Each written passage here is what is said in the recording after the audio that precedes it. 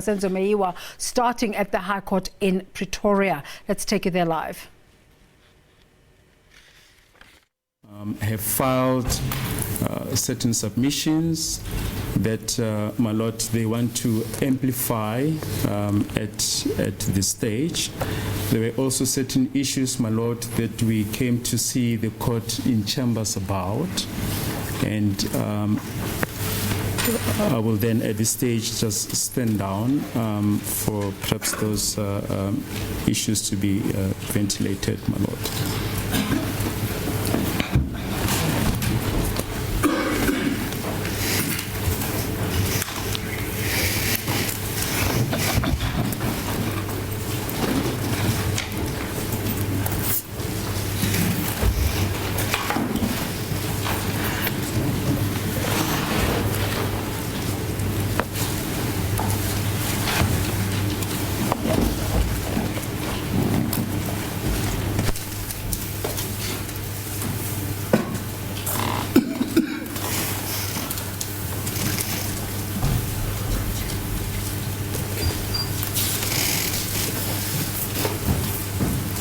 Yes.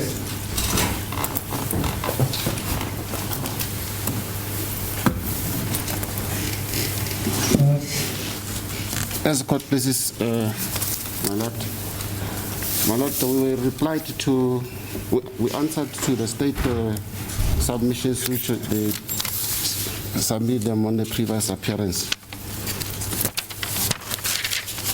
Same way also tasked in the chambers, my lord. We'll just have to we'll deal with some of the main important issues on our submissions. We stand by our submissions on paper. I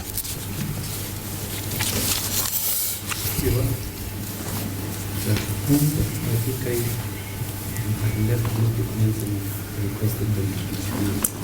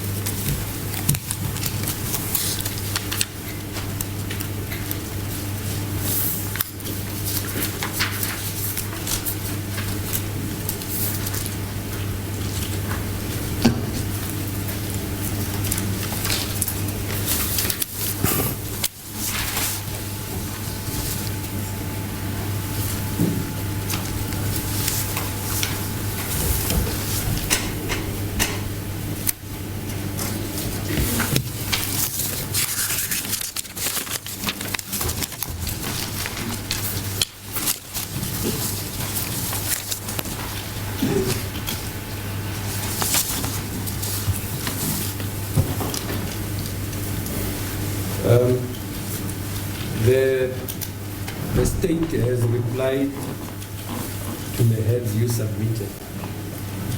The reply of the state came this morning to me.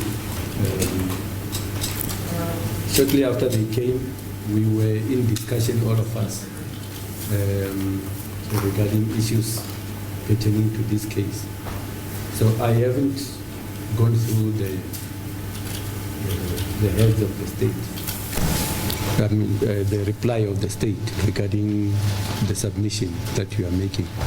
And it will be foolhardy of me to plunge into directing the way forward without acquainting myself with all that has been said. So I don't know if you insist that this matter should be considered first, we'll have to adjourn so that I acquaint myself with the contents of that. My lord, we are in the hands of the court. I'm of the view that I suggest that my counsel continue with the cross-examination of the witness, and in this document we deal with it maybe after lunch. Yeah. The other question that I have for you for clarity is whether this was circulated to all your colleagues before it came to me. That's correct. Okay.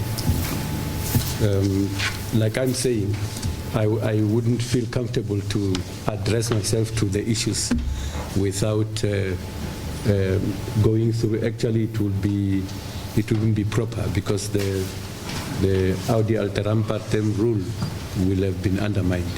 Yeah, but however, my lord, the most important issue, which is our application number 1, is the issue of the media.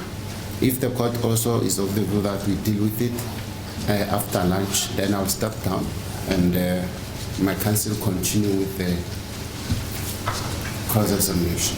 The issue of the media has been threshed out even in our discussions in chamber. Actually, it's the reason why we are starting only now instead of 10. Like I said, I aim to address myself only to the issue of the attendance of the media. I will do so. I think I will not be able to address it to its fair capacity, but I will address myself to one matter that sticks out. In the discussions in chamber, on a general basis, we discussed the aspect of the attendance of the media in this case. This case is not being run in camera. It's being run in open court. However, for every process of this nature, there are guidelines that should be... Sorry to interrupt, my lord. May I remain standing or may I sit? You may sit down. Thank you. There are guidelines that are applicable. My understanding is that part of the determination around even guidelines happened from the magistrate's court already.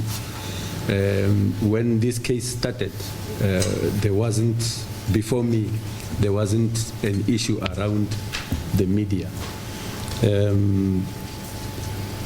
The public, I think, has a constitutional right to know what is happening from case to case. However, in this case, the legal representative of accused number 1 to 4 have a particular issue around the attendance in court of Netflix. I don't know if Netflix has had the opportunity to see the submission given to court by the legal representatives of accused number 1 to 4, because I was told that there is a legal representative on behalf of accused of Netflix. May I address you briefly, my lord? Yes. So it's Advocate Winks acting for 1010 Films. Can you spell your name? WINKS. MKS. NKS, that's correct. Now, the representatives for the accused have been referring to the attendance of Netflix, but Netflix is not in attendance. I act for a company called 1010 Films, which is a South African production company, which does have an agreement with Netflix to produce a documentary. But Netflix itself is not present in court and has no direct stake in these proceedings. So 1010 Films submitted an application for permission to film on the prescribed form, and that application was granted, I believe, on the 5th of April this year by my lord. In answer to your question, we have not seen any submissions on behalf of either the accused or the state in relation to 1010 Films' right to record the proceedings. Thank you. There we are. I do want to make a ruling before we proceed, but I think, again, it has so happened that a document is with me which affects some some entity that was not appraised of the document being given to court. And this is pushing me, if I were to go along, to make a ruling without listening to those people. And like I said, one of the natural rules of justice is to listen to both sides before I can make a ruling or even a judgment. Because I would have thought if it is about them, by the time it hits my table, they will have been favored with a copy. And this is something I should comment about, that on a repeated basis I'm receiving documents which affect people who have not been contacted about. The other time we had a document which had a bearing on this case, which one of the legal representatives claimed not to have seen. And this makes for difficulty on my part. So on this one, I cannot proceed and make a ruling if indeed they have not been favored with a copy, because in this document you want them out of this courtroom. You want Netflix, and by implication their legal representative as well, out of this courtroom. And how do I make such a ruling if I haven't listened to them? My Lordship, for correction, is 10 films. Yes.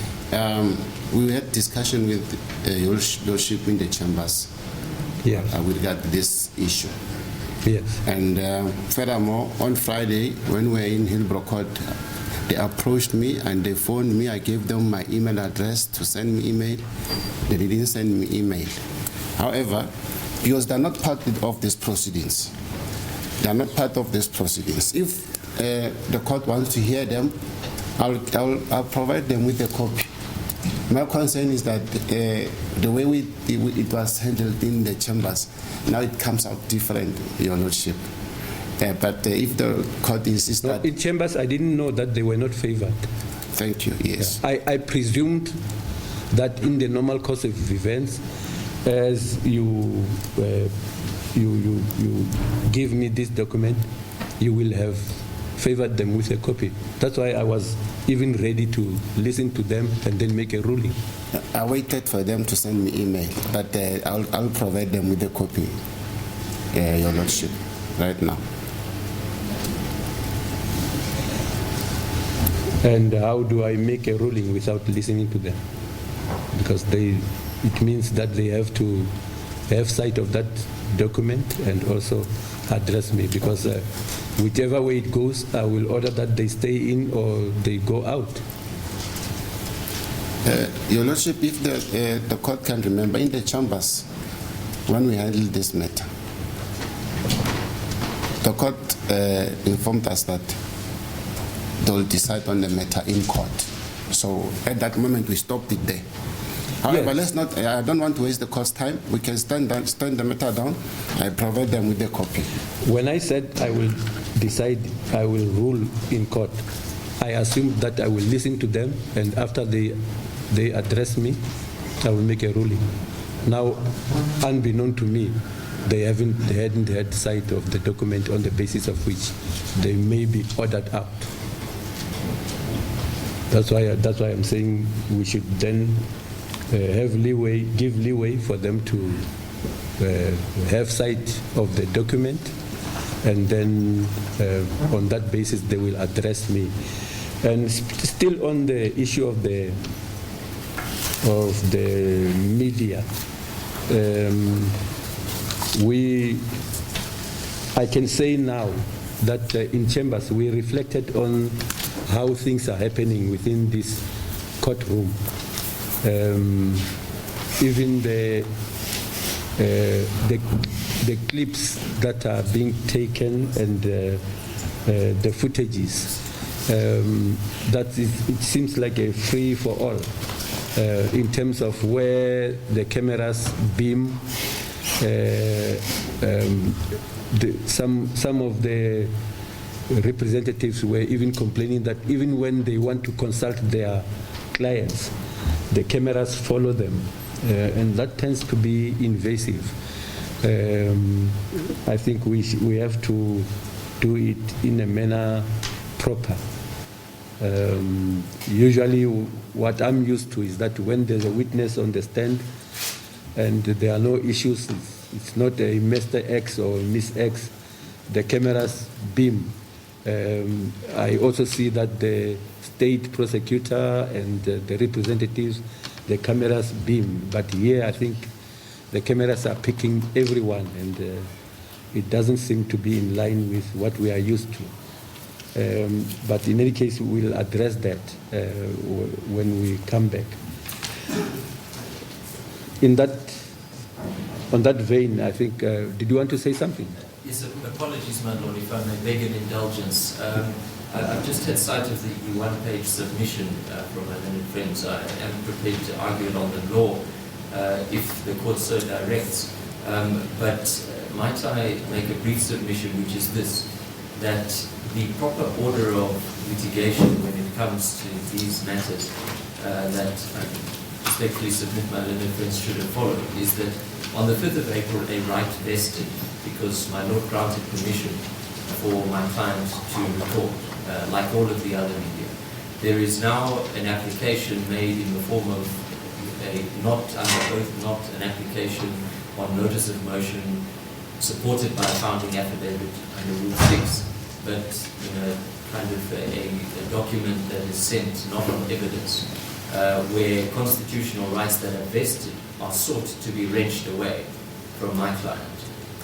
Now, as a matter of law, it, with respect, cannot be the case that an application is brought, especially when constitutional rights are sought to be limited, without evidence, as was held in one of the first broadcast cases, MIDI-TV, in the Supreme Court of Appeal. Rights, including the right to open justice, can't be limited on the basis of mere speculation or conjecture. It has to be based on evidence. And obviously, my client has a right to be known what it's accused of, to know why it is being singled out among all the other media companies to be excluded. Everyone else in the country could walk through the court's doors and see what is happening, but my client is being singled out for exclusion from the proceedings, and that has to be based on evidence, not merely on conjecture. So what we would respectfully submit is that while we're prepared to argue the law, and we believe that a case hasn't been laid out in the document that's been sent to you, that the proper order of things, especially if it were to form part of an appeal record, is that an application has to be brought on motion with a supporting affidavit providing evidence as to why my client's constitutional rights have to be limited. Thank you, my lord. Before you sit down, if I were to shed light, I hear what you are saying about the manner in which this, shall I call it, request, as you are saying, it doesn't fulfill the requirements of an application. The one disconcerting issue is what is being done, or what the information gathered by the entity you are collaborating with is being used. For example, I was told this morning that just a few days, that entity flighted I don't know whether it's a film or a documentary, and according to that, that thing that was flighted, it sends viewers to make a judgment call on role players in this case, the bench, the state, and the defense, and the witnesses, and other people who might not be involved in this trial. That is the concern. And the other concern is that you represent an entity which is not a media house, and I would be interested for you to respond to that. That which is not a media house, which is here as a business concern to gather material that it intends to use within the concourse of its business venture. And therefore, when permission was granted for the media to be in attendance in this trial, it did not include business ventures that want to do the one or the other in pursuance of the objective of their business. Shall I address you? Yes. Well, firstly, all of the mainstream media who are attending these proceedings and who record all criminal proceedings or civil proceedings in the country are business ventures. There is no non-profit company present in court today. The SABC, ENCA, Newsroom Africa, these are all business ventures. They derive revenue, otherwise they wouldn't be here. They wouldn't be sustainable. So we don't understand why one is being singled out and not the others.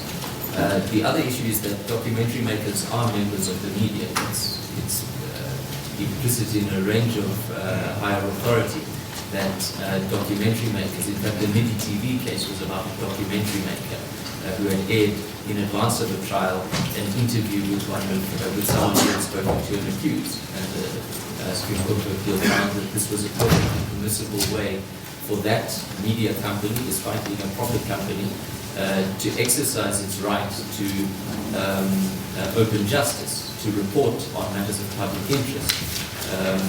Now, even in the Oscar Pistorius matter, where Judge President Mlambo ruled that the media could attend, one of the applicants was not a so-called mainstream media or 24-hour news channel, it was Carte Blanche, which is a documentary maker.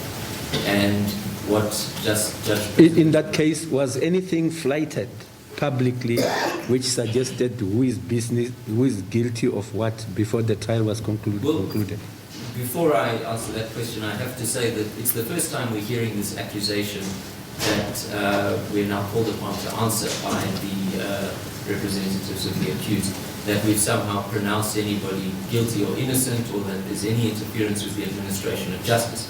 If there's been an administration of justice, and this is what the Supreme Court of Appeal and Constitutional Court have repeatedly held, then you report it to the police. If there's contempt of court or anything like that, you report it to the police. But that speculation is no basis to exclude the public from their right to know, and to exclude agents of the media from gathering the information to be able to enable the public to know. Now, we have no idea what we're being accused of, and certainly we reject having done anything illegal. My client has not done anything illegal, and if they have, then why have they not been reported to the police? Now, if it is alleged that our client has breached in any way the guidelines of the court, then certainly that could be brought to my Lord's attention. But we don't understand there to be any allegation that there's been a breach of the court's guidelines, the practice manual guidelines, concerning the filming and broadcasting of court proceedings. Now, the other issue is that, yes, there was a five-episode documentary broadcast before this phase of these proceedings commenced. There were also news inserts on every major news channel in the country. There would also have been a documentary by Carte Blanche about the proceedings before they commenced. There's absolutely nothing unusual about it. And in the Oscar Pistorius case, and it was one of the objections raised by Mr. Roof or Mr. Pistorius, was that these media companies have been, they already have a 24-hour news channel where they have analysts talking about the case. But there's nothing wrong with that. There's nothing wrong with the public having a platform to form an opinion about pending criminal proceedings even. If it's not a sexual offense, or if And doesn't it have potential to straitjacket a witness, the one witness or the other who is still to participate in this as a witness in this trial? That's precisely the speculation that was raised by Mr. Pistorius and was rejected by Judge President Khumalo, was that witnesses take an oath to tell the truth. Now, witnesses could have many reasons to lie or to manipulate their testimony. The fact that the proceedings are going to be broadcast or live tweeted by a journalist the day before that witness gets into the box means that they get a preview of what's being said. That simply, in the 2020s, can't be avoided. They're going to know what the other witnesses are saying. There's nothing that, there's no additional risk that is posed by a documentary maker. And for the record, all of the other news agencies here flight documentaries. Are you even suggesting that before we conclude this trial, you will consider yourselves to be at liberty to flight another documentary before a verdict in this trial? There's no legal prohibition on it as long as the administration of justice is not brought into harm's way. And there's no, we're not under any understanding that that's being alleged, that the administration of justice is being brought into ruin. And if that's the case, if the administration of justice has been obstructed, then the appropriate place to deal with that is what has already been flighted. Now, there's nothing to prevent Newsroom Africa or SABC or ENCA from having a group of analysts discuss a case. They can get a criminal law expert from UCT to come and talk about the case tomorrow, the next day, next week, next month, before the verdict is given, and those legal experts can give their views. It happens every day that in pending and underway criminal proceedings, the news media interview experts to talk about the case and to give their views. There's absolutely nothing unusual about it, and there's nothing illegal about it, and there's nothing that poses a risk to the administration of justice. What the accused have to do is to satisfy the court on affidavit that they cannot be guaranteed a fair trial by your lordship if this particular targeted, singled out media company is allowed to do what all of the other media companies are allowed to do. That's what the threshold they have to set, is that they can't get a fair trial if the proceedings, well, in fact, it would be a bit of a brutum fulminus because there's nothing to prevent anybody else from analyzing and discussing the case. So what they would have to seek, and it would be an extraordinarily high threshold to seek, is that all of the media have to be included. There can't be any basis to single out one. All of the media would have to be included if it is their case that they cannot be guaranteed a fair trial by your lordship.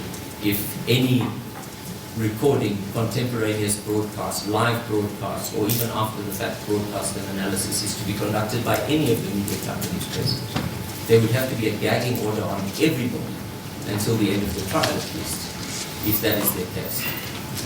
Two quick issues.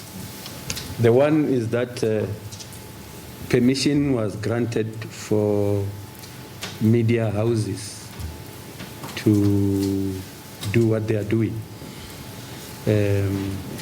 And the one pointed allegation that was brought my way in chambers is that you are not a media house.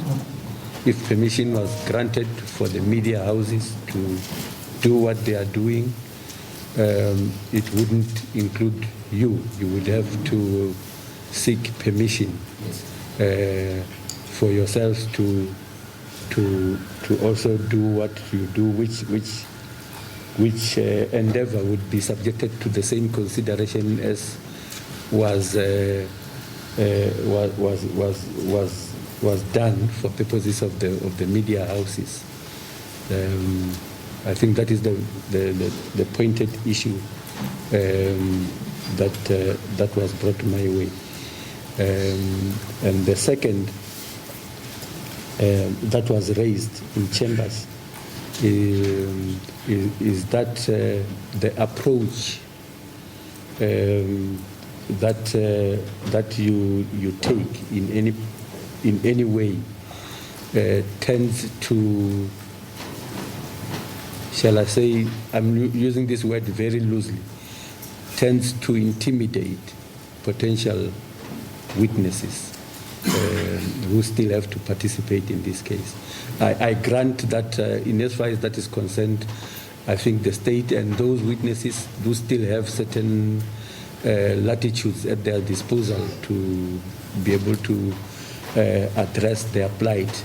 But that's what was brought to me, the two issues that were brought to me in chambers. Thank you, my lord. And As my Lord knows, I am hearing these allegations for the first time because I was excluded from the Chamber's discussion at Mr. Teko's request. The second allegation I'll address first, which is that somehow we're intimidating witnesses. Again, that obviously could be brought to the police's attention if it were true. But, sorry, I didn't give a complete thing of it. Not only intimidating, that you are even accessing them before they testify, and you are having them entertain issues which form part and parcel of what they are going to testify about. Well, my Lord, we have to see those allegations on affidavit, and my instructions are that my clients have certainly not done anything improper. We would reject the allegations that we've interfered with witnesses in any way. And it's my instructions that everything in the documentary is also elsewhere in the public domain. City Press has conducted the same interviews with witnesses. Witnesses have given interviews to a range of media houses. And it was precisely that issue in the MIDI TV case that the Supreme Court of Appeal said it would be acceptable to interview a witness or a potential witness in an upcoming criminal case. It is perfectly acceptable for the media to do that. Again, that was a documentary maker, which leads me to the first question my Lord has just posed, which is whether my client is a media company. Of course it is. Documentary makers are media companies. There is ample authority for that proposition. The right to freedom of expression guaranteed in Section 16 of the Constitution is not limited to people carrying a certain identity card. In fact, licensing of journalists is prohibited under international law. You can't require people, in order to exercise their rights to free press in the age of citizen journalism, to have some kind of special status as a big media house like the SABC. Moreover, my client is not relying on the general permission that was granted to other media houses, not at all. My client directly submitted a request to your Lordship's office through your registrar. I have a copy of it in front of me. Even as you do that, I can assure you that the registrar that you are about to refer to will tell you that she thought, without reflecting, without knowing differently, she thought and assumed that you are a media house. That's why I'm raising it. And that assumption is perfectly correct, because we are a media house. And the application makes it very clear what 1010 Films is. There is no reason to distinguish or discriminate between 1010 Films and any of the other media houses that are present here. There's absolutely no reason whatsoever. And if in fact it is going to be the case of the accused that this permission was granted in error owing to an oversight on the part of the registrar, if that is to be their case, they have to bring an application under Rule 42 for the rescission of your Lordship's ruling, because the permission was granted and the rights vested. They now want to wrench those rights away. They have to bring an application to rescind my Lord's order. If there are no further questions, my Lord, I'll thank you. Thank you also for saving us time. We didn't have to adjourn for you to address. There you are.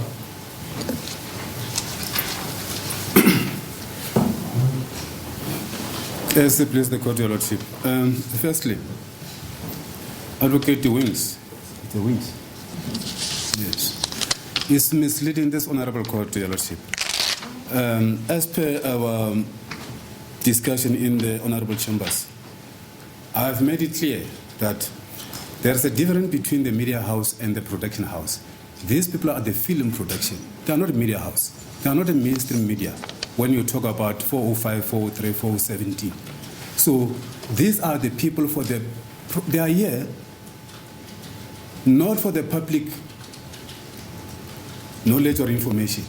They are here for the profit of their company. As you address, I'm not interjecting. He says everyone else is here for the money. Yes, among others. I heard that. He says there's no one here who is not about money. I heard about that, Lordship. So the response to that is that it's also being disingenuous.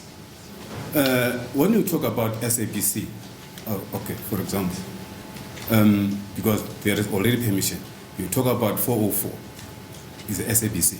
You talk about 403, 405. These are the mainstream media house, and they are regulated under BCCSA. If there is anything that has done wrong by those media house that I've mentioned, we know where to go and report them. We cannot go to the police station to report that the SABC has done 1, 2, 3. That is a madness. What will the police do with the wrong that we feel the right of our client has been infringed? Can we go to Harassment police station or wherever? That will prove a madness to the part of the reporter. So he has been disingenuous. So for him to say we must go to police station, can we go to police station and report that the Netflix, as it was fitted by the Tencent Film Production, that documentary to flight it 4 days before the real court starts, then our witnesses, I've mentioned it, Your Lordship. I said, somebody requested me to watch this. Said it's got a 5 episode, this documentary. I don't want to watch it. But ultimately, I was convinced to watch it. Why? It was because after my client, my potential witnesses of the accused 1 to 4, they complained that we have been exposed to the harassment, to the intimidation. It's a common cause that this court knows that we have been harassed, starting with me as a counsel of 1 to 4, my attorney, and all those interested parties in our case for accused 1 to 4. We got intimidation, we got the threats. We are not saying Netflix or the Tencent Film Production intimidating our witness. You see, they are exposing our witness to intimidation, to serious threats to their lives. So where is he coming from? Say that if his company, his client is intimidating our witnesses, we must go to police station. That is a madness. So what we simply and shortly say, Tencent Film is a production. It's not a media house. It's a production house for the films. They are for money. Yes, SABC and all this media mainstream, these are the mainstream that can fit his client. If Tencent Production, they want to make a film, in particular, in regard to this trial, proceedings here, media mainstream has been allowed permission to be part of the proceedings here. He knows very well. And he's saying that he too. He's saying that he too, his client too was given permission, and if that permission was given in error, then have to rescind it. Whoever wants it to do away with it must go the way of rescission. It's a very disingenuous submission from my learned friend here. The Tencent Film Production came with a back door. They took advantage. Whenever they just came in. You see, there was a floodgate open. I don't want to blame the court, but they just took advantage. No, so it's not court that we don't even know. And then the court, with the due respect, court cannot today, or him, demanding us that we must bring the application, the proper or whatever, because he has already critiqued our submission here. Said, bring the application. Why should we bring the application for people who didn't bring the proper application themselves? Are they saying because we are already in, you are now one leg backward? No, it cannot be.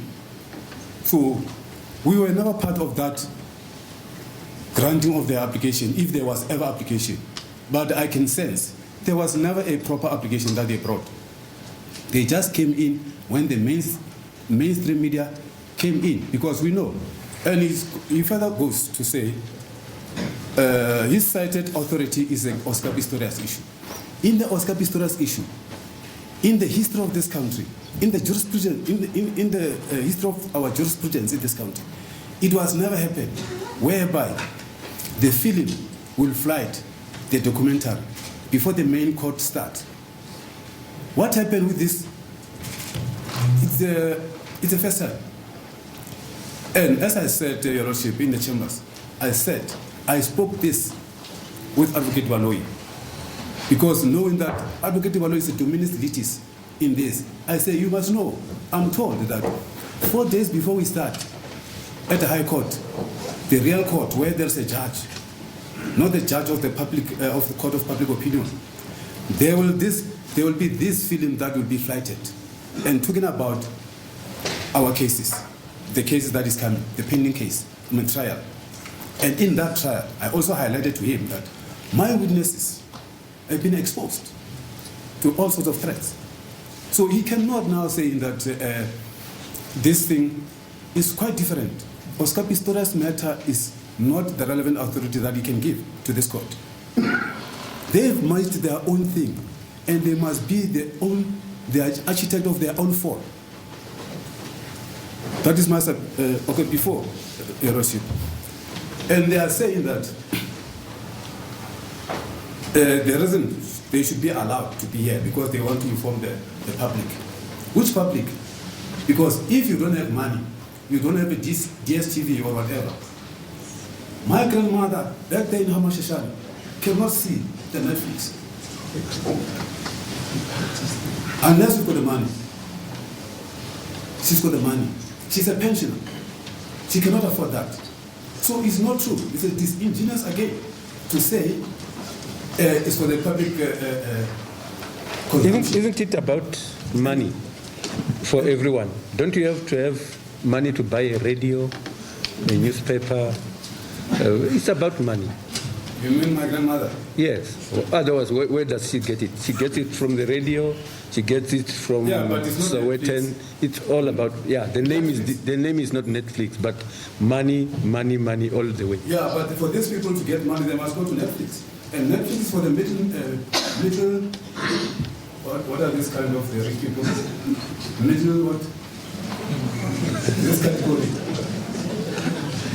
You know, Advocate, you've made me to be very sensitive, because with terminology, I want to be careful with you. You want to say middle? Can I risk and say? Do you want to say middle class? Middle class.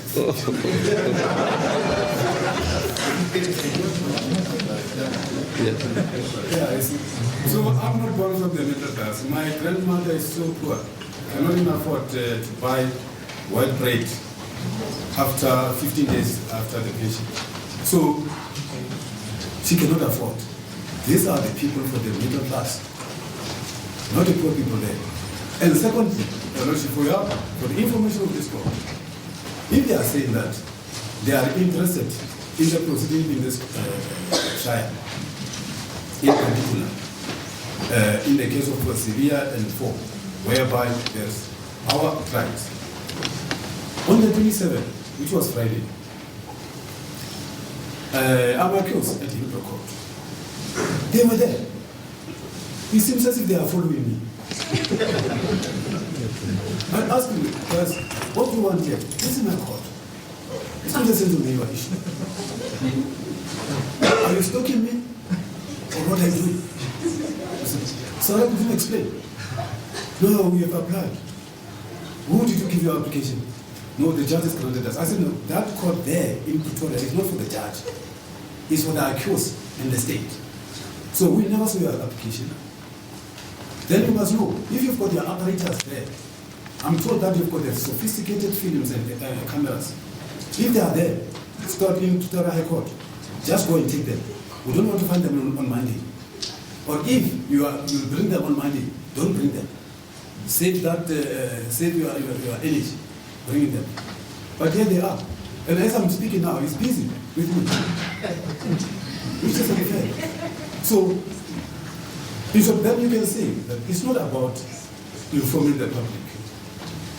The information for the public is a 403, it's a 404, it's a 405, it's a 702, it's a all the media, mainstream, that we know, everybody knows. So, with the due respect, it's our humble request, Your Lordship, that if they need us to engage them, because now they came with the back door, they've been wasting our time here. Here is a poor witness who still understands, I need to finish with this witness today. But now we're entertaining something that does not have a jurisdiction to be entertained. So if they need us to bring a proper application, because they didn't bring the proper application, we will do that outside this court. And there are those people who are the relatives of our clients.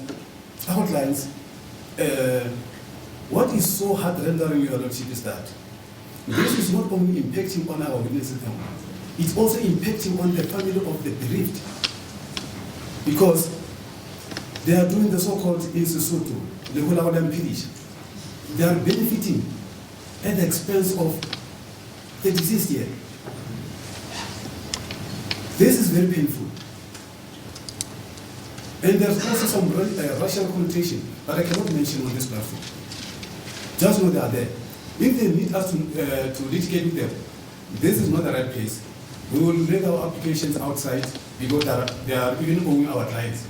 Our clients needed too much money from these people because they benefited, they profited from the Netflix when they sell their documentary. Even now, it cannot be that. These people should be given a leeway to film this free of charge without buying. Because now, as they are busy now, they are busy for the 6th episode. Now that 6th episode, they themselves, they have a material where they have never spent. So previously, with this 5 episode, 1 to 5, they had a role player whereby some of our witnesses to be were interviewed in that documentary.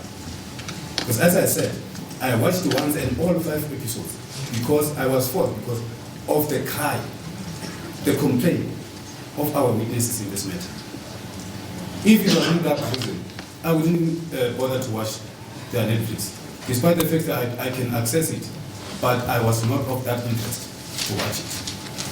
Because it won't benefit me, because I cannot watch a superfluous something that I know that I'm going to come in the real court, facing the real judge, facing the real cases. So,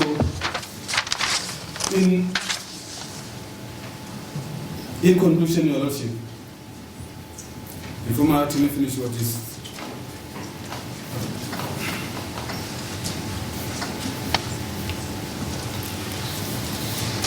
so,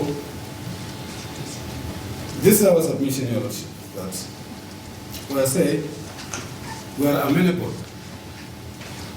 to fight or to engage them in the court of law. But that court of law, motion court, as they will be bringing their application, it should be the motion court. It should be another court, not this court. They are in the wrong court here. Here we are dealing with the criminal proceedings here. We were supposed to have been started with this matter a long time ago. So now we are saying we are amenable to bring application, or they themselves, they can bring application because it's them who want to be part of this proceedings. Let them bring the application in another court. We will attend to them. We are not afraid of them. We will deal with them. And they won't succeed. They will never be here. So today they must just get out of here, take their properties, apparatus. I see them with the beautiful cameras. But let them take it out. We want to start. Mr. Musia is tired. He's been long sitting there. That's my submission, Your Lordship. Thank you.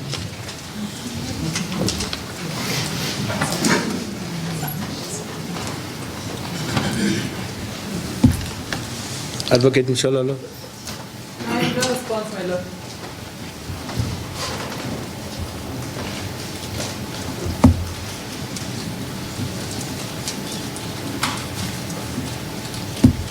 Advocate Baloy?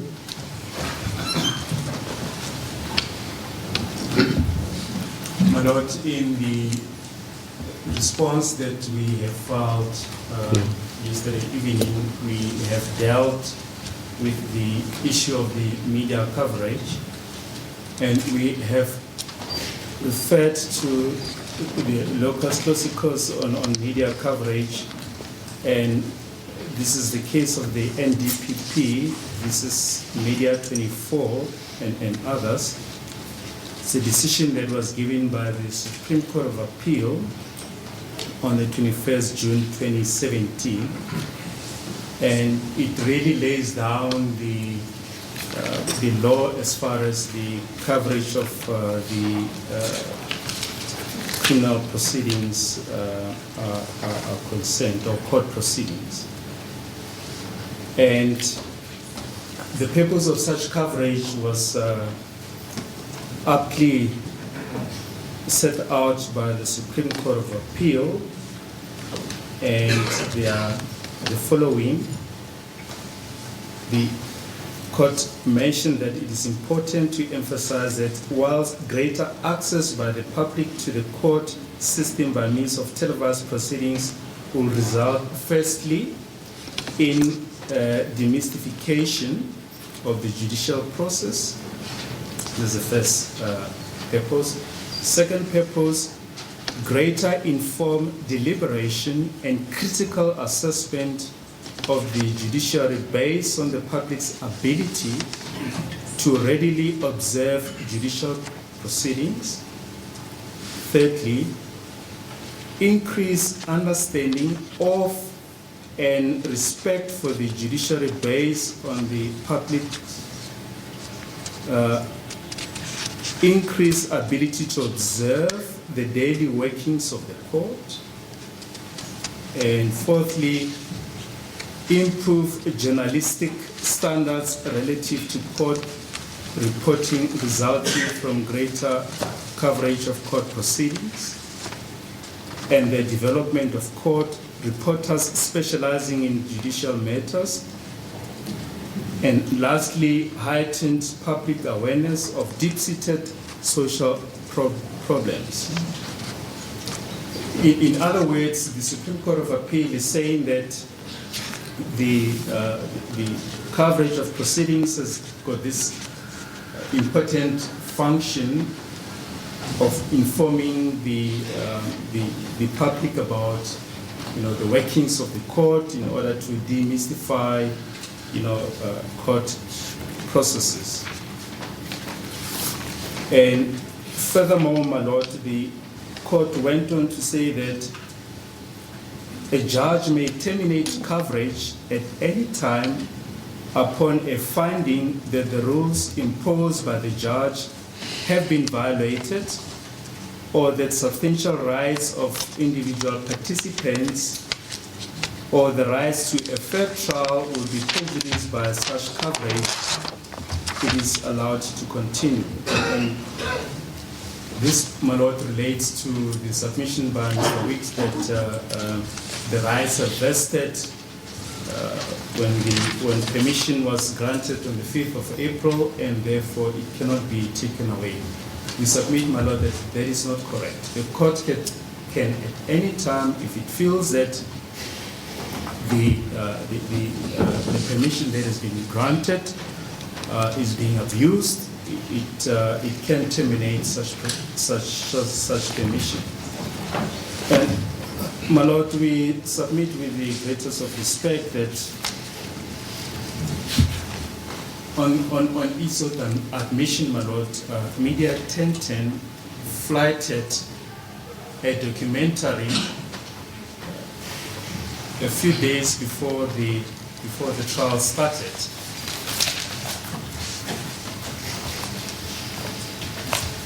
There's an old sub judice rule, my Lord, that once proceedings are pending before a court, that parties or comment on those, there should be no comment on those proceedings, which comment seeks to influence the the presiding officer or the outcome of such a case. We've heard, my lord, that that when this documentary was flighted, there were interviews with witnesses. The witnesses were, or the public was invited to proffer comment as to whether anyone can be held liable for killing Mr. Senzo Meyiwa. That is what this court insisted. In so doing, my lord, this media 1010 usurped the function of the court. Now, one has to ask oneself, if they saw it fit to flight this documentary, and the impression that was created is like, they have the whole docket. If they saw it fit to flight this documentary a few days before the trial started, what are they still doing in court? What do they want to have it both ways? They flighted the documentary before the proceedings started. Now they also want to take part in the coverage of the proceedings. And my lord, there have been instances where we've been informed that discussions between counsel has been heard on television. If I may interject, yes. and sorry to do that, yes. Because my response to that, I want you to then cover this as you go on. My response would be that for something that has already happened, I wouldn't think that we need an order now for them to vacate. There's nothing to prevent anymore because it has happened. But then I asked a specific question to Mr. Winks. I asked him if he is implying that there is a possibility that before the conclusion of this trial, there may be another documentary. And his answer was that there is nothing preventing them from doing that, which I found a bit worrisome, because like you are saying, we are running a trial, and somebody is saying that they are free to flight a documentary that even hinges on the guilt or otherwise of individuals before the trial concludes. I found that particularly worrisome. Yes, indeed, my lord. They have shown, as we've already indicated, that they don't really pay much attention to the sub judice rule, and they've also indicated, my lord, in court that the possibility of them fighting another documentary cannot be excluded. And if one looks at the whole purpose of media coverage, it's basically for news channels, for news channels to inform the public. And the submission has been made that they are not a news channel. They might be a media house, but they are not a news channel. My lord, we beg the submission in our heads that in terms of section 173 of the Constitution, this court is empowered to make its own rules as far as, or to lay down certain guidelines as far as the coverage of the proceedings is concerned. And the SCA did say in so much in the case that we just referred to, and the SCA expressed itself in the following terms. The power recognized in Section 173 is a key tool for courts to ensure their own independence and impartiality. It recognizes that courts have the inherent power to regulate and protect their own process, and the court further said that it remains the duty of the trial court to examine with care each application. That court should exercise a proper discretion in such cases by balancing the degree of risk involved in allowing the cameras into the courtroom against the degree of risk that a fair trial might not ensue. And the court also referred to the case that my learned friend has referred to of the media television, where it said prejudice must be real and demonstrable. My Lord has already indicated that, you know, in the documentary, the witnesses were referred to, they had to give a version of what happened, and the viewers were also invited to express an opinion on the merits of the case. We therefore submit, my Lord, that based on the previous conduct of Media 1010 and what they have submitted in court today, that the possibility cannot be excluded of flighting further documentaries, that they should, we agree with the submission of counsel for accused number 1 up to 4, that they should be barred from further participation in the proceedings. My Lord, may I beg a further indulgence to respond very quickly? It's become very clear from the submissions of both my learned friends that what is being sought from my Lord is not, in fact, a protective order, but a punitive one. What they're seeking is to punish my client for what they said my client has done. But your client doesn't rule out a possibility that what is being complained about. This is precisely, apologies my Lord for interrupting you, that's precisely the factual submission that I'm now rising to give, which is what I did before was give a legal submission because I'm counsel and not a witness, and I'm not as comfortable giving evidence from the bar as Mr. Teko is. 90% of his submissions, I think, are giving evidence from the bar, which is precisely the problem with this case, because they should have brought an application on affidavit. Now, my instruction is that there is no intention to flight a documentary before the end of the trial. What I had submitted is that there's no legal prohibition. And yeah, because that's left me very worried. I mean, you looked me in the eyes and said there is nothing that prevents them from because I saying didn't have an instruction on it, my Lord, and legally there is nothing that prevents them from doing so. There is the sub judice rule. We're being accused of having breached it. For the first time now, we're being accused of having breached it. But that would be intrusive against the process. We haven't been given an opportunity to answer that case, that we have criminally breached the sub judice rule and ought to be punished by being sent out like a dog. We've heard it for the first time right in front of everybody else that we have committed this criminal act and we have to be kicked out. And this is precisely the problem with the way that this application has been brought. What would be after Fundrida, the courts and the judges, president and the office of the Chief Justice decided that this is a form, an application form that any media company can submit if they want to record proceedings. Despite my learned friend Mr. Teko accusing me of having lied to my lordship, I have not lied to my lordship. That application was completed by 1010 Films. They said, we are making a documentary. We are not one of the pool arrangement media houses. We're making a documentary.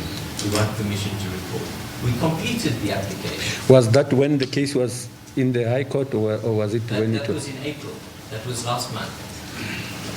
And the application was granted by my lordship. So that then puts, and because, as confirmed in Fundrida, in South Africa, the price of living in a constitutional democracy as an accused person is that openness is the default and secrecy the exception. Therefore, the burden falls on the person who wants to shut out the media to bring the application to shut them out. So we submitted our request, our application, on the application form. It was granted. Now, if a party wants to have that permission taken away, they have to come on evidence, and not the evidence that comes spontaneously out of Mr. Tempo's mouth for 45 minutes. Evidence on affidavit that we can respond to, that we can rebut. Are the alterum partem. We have to be given an opportunity to rebut a factual case that we have done something illegal and deserve to be excluded. Those are our submissions.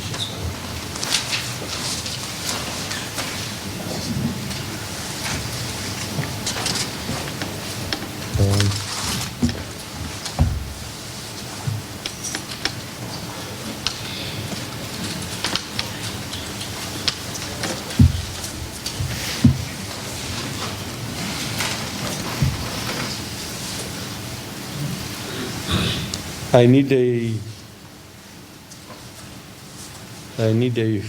10 minutes break to consider what has been submitted. We now 10 minutes to lunch time. Mr. Kotodali. My Lordship, sorry to interrupt. I don't want to cut time again. It's just one issue the court really forgot to do with it. We raised it in chambers. We submitted that. The documentary we're talking about, they staged the events of what happened on the day. That's a violation, what they did. No, that has been indicated. I think I also raised it with him. And furthermore, the reason why our documents are in this fashion, that's that we did highlight, is Act application number 1. We were responding to the state submissions. Hence, it's difficult for him to understand where we're coming from with this kind of Act application number 1, because they are not part of this proceedings. That's all, Your Worship. Yeah.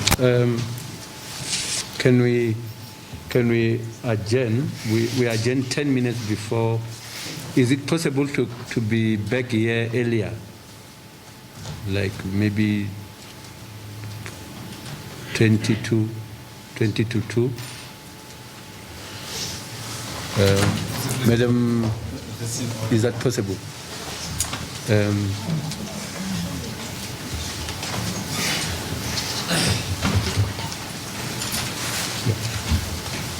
Can we make it quarter to 2?